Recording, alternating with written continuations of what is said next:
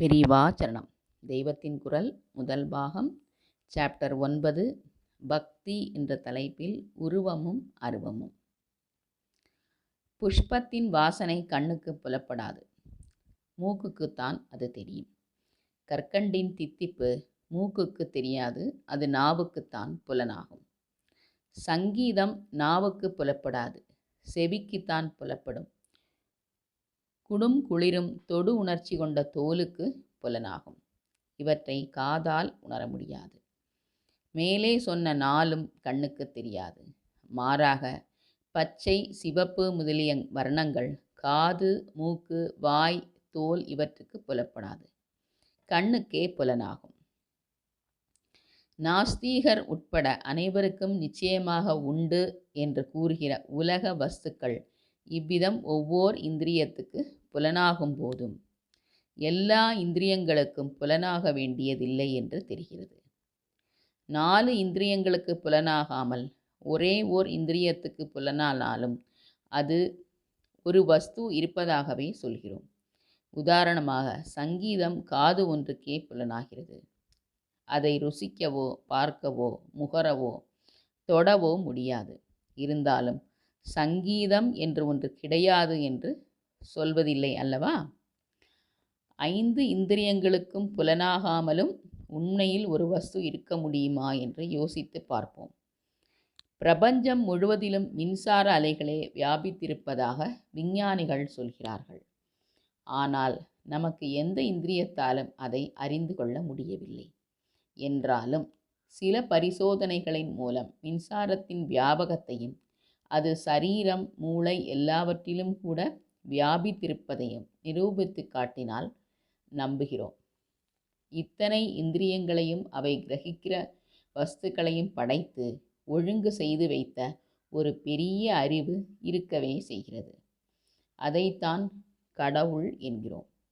மின்சாரத்தை போல அதுவும் எங்கும் வியாபித்திருக்கிறது, நமக்குள்ளும் வியாபித்திருக்கிறது. இந்திரியங்கள் அதிலிருந்து தோன்றி அது இயக்கி வைக்கிற முறையில் கட்டுப்பட்டே வேலை செய்கின்றன. கண்ணால் பார்க்கத்தான் முடிகிறது, கேட்க முடியவில்லை. காதால் கேட்கத்தான் முடிகிறது, பார்க்க முடியவில்லை.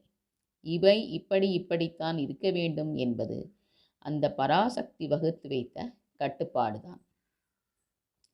இப்படியாக எந்த பெரிய சக்திக்கு இந்த இந்திரியங்கள் கட்டுப்பட்டிருக்கின்றனவோ அந்த மகா சக்தி இந்த இந்திரியங்களுக்கு கட்டுப்படுமா?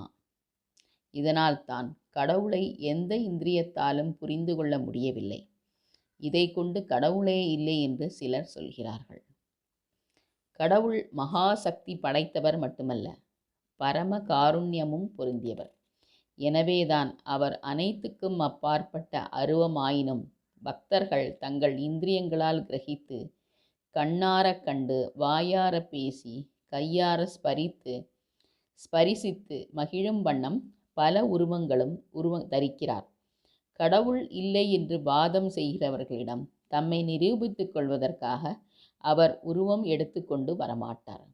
கடவுள் உண்டு, அவரை அனுபவிக்க வேண்டும் என்று தாபத்துடன் வேண்டுபவர்களிடம் கருணை கொண்டு அவர்களுக்கே உருவத்துடன் காட்சி தருவார். அருவமாயினும் உருவம் கொள்வார்.